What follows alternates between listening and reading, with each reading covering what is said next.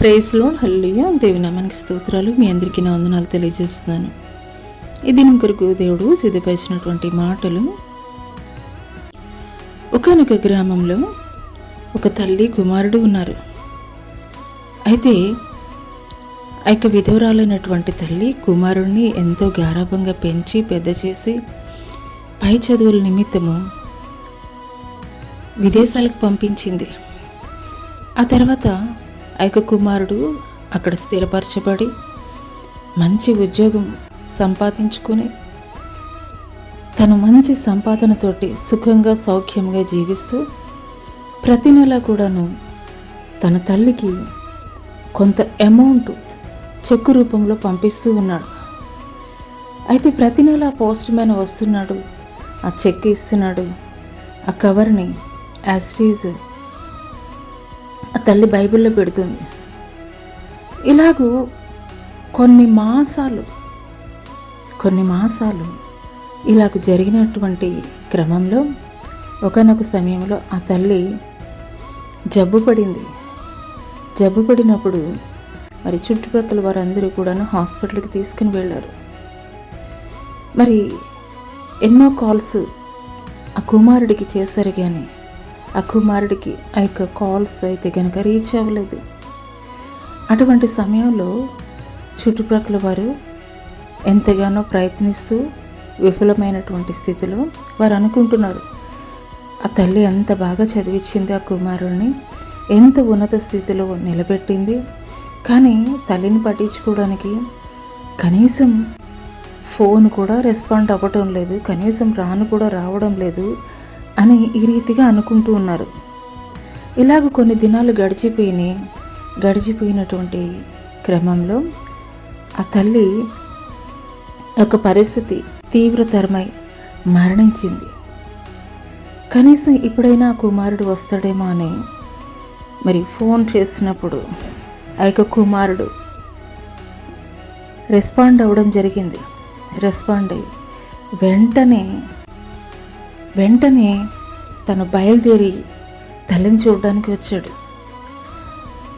ఆ చుట్టుపక్కల వారు అందరూ కూడా మాట్లాడుతున్నారు, నీ తల్లి నేను ఎంత బాగా చూసుకున్నది, నేను ఎంత బాగా ప్రేమించింది, ఆమె అనారోగ్య పరిస్థితుల్లో ఉండి డబ్బు సహాయం కొరకు ఎన్నో మార్లు మేము ప్రయత్నం చేశాము, అయినప్పటికీ కూడాను ఎందుకు నువ్వు రెస్పాండ్ అవ్వలేదు అని ప్రశ్నిస్తున్నటువంటి తరుణంలో ఆ కుమారుడు జవాబు చెప్తున్నాడు, నేను ప్రతి నెలా నాకు తల్లికి నేను డబ్బులు పంపిస్తున్నాను అని అన్నప్పుడు ఆ కుమారుడు గబగబా వెళ్ళి తన తల్లి యొక్క బైబిల్ని తెరిచి చూశాడు. చూసినప్పుడు ఆ యొక్క బైబిల్ నిండా కూడాను కుమారుడు ఏవైతే చెక్కు రూపేణ పంపించాడో డబ్బులు, ఆ ప్రతి ఒక్క చెక్కు కూడాను కనీసం ఆ కవర్ కూడాను ఓపెన్ చేయకుండా అందులో భద్రపరచబడి ఉన్నది. ఆ యొక్క కవర్స్ అన్నీ కూడాను ఓపెన్ చేసి ఆ చెక్స్లో ఉన్నటువంటి అమౌంట్ని క్యాలిక్యులేట్ చేసినప్పుడు ₹1,00,00,000 పైనే ఆ యొక్క అమౌంట్ ఉన్నది. హల్లెలూయా. ఈ యొక్క కథ ద్వారా దేవుడు మనకి నేర్పుతున్నటువంటి పాఠం, అనేక సార్లు దేవుని సన్నిధిలో మనం ప్రార్థన చేస్తూ, దేవా నువ్వు నాకు జవాబు ఇవ్వడం లేదు, దేవా నేను నీకు మొరపెడుతున్నాను అయినా కానీ నువ్వు నాకు బదులు ఇవ్వడం లేదు, ఉత్తరం ఇవ్వడం లేదని నేరాలు దేవుని మీద మోపేటువంటి వారముగా ఉంటాము. అవును ప్రియ సహోదరి సహోదరుడా, పరిశుద్ధ గ్రంథములో అనేకమైనటువంటి బహుమానములు, అనేకమైనటువంటి వరాలు, అనేకమైనటువంటి ఆశీర్వాదాలు ఆయన దాచి ఉంచాడు నీ కొరకు నా కొరకు కూడా. నువ్వెప్పుడైనా పరిశుద్ధ గ్రంథాన్ని తెరిచి ఉంచావా? పరిశుద్ధ గ్రంథాన్ని ప్రతిదినము చదివేటువంటి అలవాటు నీకున్నదా? అటువంటి క్రమము నువ్వు కలిగి ఉన్నావా? దావీదు రోజుకి 7 మార్లు స్తుతిస్తూ ఆయన దేవుని సన్నిధిలో 3 మార్లు ప్రార్థన చేసేవాడు.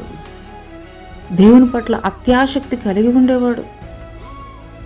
కీర్తనల గ్రంథం తెలియజేస్తుంది, దుష్టుల ఆలోచన చొప్పున నడవక, పాపుల మార్గం నిలవక, అపహాసకులు కూర్చుండక, యెహోవా ధర్మశాస్త్రము దివారాత్రము ధ్యానించేవాడు ధన్యుడు.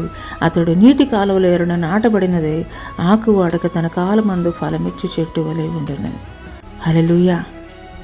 ప్రతి దినము నువ్వు పరిశుద్ధ గ్రంథాన్ని చదివేటువంటి అలవాటు నువ్వు కలిగి ఉన్నట్లయితే, ఆ యొక్క విధవరాలు కుమారుడు పంపిస్తున్నది తన యొక్క అవసరతల కొరకు, తన అనారోగ్యం బాగు చేసుకొని నిమిత్తం అని పంపిస్తున్నటువంటి డబ్బులు ఆ యొక్క కవర్ తెరవకుండానే ఎలాగూ మరణించిందో, అందులో డబ్బులు ఉన్నాయన్నటువంటి విషయాన్ని కూడా గ్రహించుకోలేకుండా మన జీవితంలో ఎదుర్కొంటున్నటువంటి ప్రతి శ్రమ, ప్రతి పరిస్థితి కూడాను దేవుడు ఎన్నో ఆశీర్వాదాలు, ఎన్నో దీవెనలు నీ కొరకు పరిశుద్ధ గ్రంథంలో పొందిపరిచి ఉంచాడు.